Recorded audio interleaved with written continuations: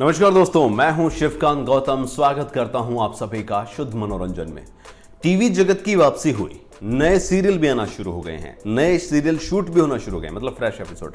लेकिन आप जानते हैं कि पिछले हफ्ते की टीआरपी में एक बार फिर से पुराने शोज, जो कि हमारा रीयूज वाला मटेरियल है, वही छाया रहा।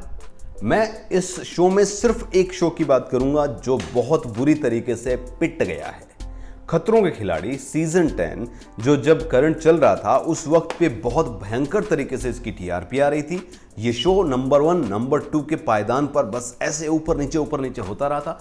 3.2, 3.1, 3, 3.3 ये इसकी हमेशा टीआरपी आती रही थी।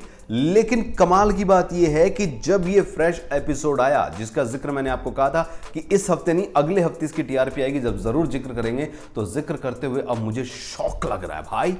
ये शानदार शो और इसकी टीआरपी धड़ाम, आप सोच भी नहीं सकते हैं इसकी टीआरपी कितनी डाउन चली गई है। 3+ रहने वाला ये शो खतरों के खिलाड़ी टीआरपी के मामले में टॉप 10 तो क्या बहुत नीचे चला गया है।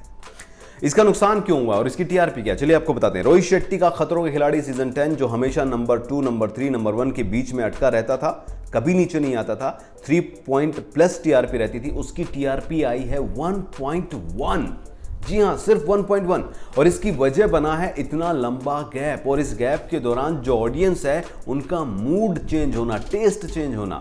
आपको एक बार फिर से बता दूं कि इस कोरोना काल में सबसे ज्यादा टीआरपी रही है धार्मिक शोज की। रामायण 16, 15, ये टीआरपी जो हमने कभी सोची भी नहीं थी कि हो सकती है।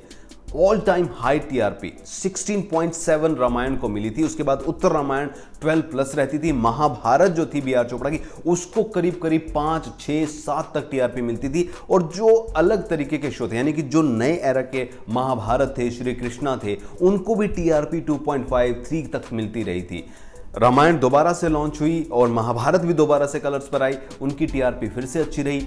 महिमा शनिदेव की और जितने भी धार्मिक सीरियल थे उनकी टीआरपी ज्यादा रही है। लेकिन खतरों के खिलाड़ी दोबारा से शुरू हुआ और उसकी टीआरपी बिल्कुल खत्म, 1.1। ये नुकसान आखिर क्यों हुआ है? नुकसान होने की वजह यही है कि करीब 3 महीनों से लोग जो देख रहे थे, लोगों की जो आस्था या विश्वास या फिर उनका टेस्ट जो था वो चेंज होकर डिवोशनल शोज पर ज्यादा चला गया है, जिसके चक्कर में अब खतरों के खिलाड़ी उसका बंटाधार हो गया। तो खतरों के खिलाड़ी कभी सोचा भी नहीं होगा रोहित शेट्टी ने, अनमोल ने, कि ऐसा भी हो सकता है उनके साथ। इसकी टीआरपी इतनी कम हो गई है। विद्या 1.2 टीआरपी रहती थी, जिसके चलते ये बातें भी हो रही थी कि भाई इस शो को बंद करो, इसकी टीआरपी है ही नहीं। सबसे कम टीआरपी वाला शो था और अब सबसे कम टीआरपी वाला कलर्स का शो बन गया है खतरों के खिलाड़ी सीजन 10, जिसकी टीआरपी रही है 1.1।